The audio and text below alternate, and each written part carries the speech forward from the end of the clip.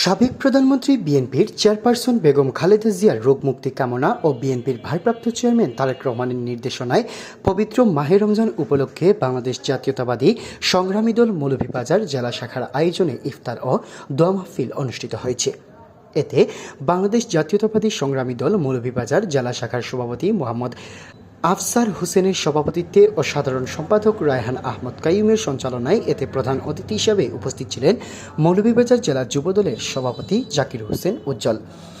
বিশেষ অতিথিবৃন্দদের মধ্যে উপস্থিত ছিলেন মৌলভীবাজার জেলা যুবদলের সাংগঠনিক সম্পাদক সদর উপজেলা যুবদলের আহ্বায়ক হাফেজ আহমদ মাহফুজ, জেলা যুবদলের সহ সাংগঠনিক সম্পাদক ও সদর উপজেলা যুবদলের সিনিয়র যুগ্ম আহ্বায়ক আমির মোহাম্মদ, জেলা যুবদলের সহ সাংগঠনিক সম্পাদক ও পৌর যুবদলের আহ্বায়ক মাহবুবুর রহমান শিপন, জেলা যুবদলের গ্রাম পরিবেশ বিষয়ক সম্পাদক ও পৌর যুবদলের সিনিয়র যুগ্ম আহ্বায়ক শিবলু আহমদ।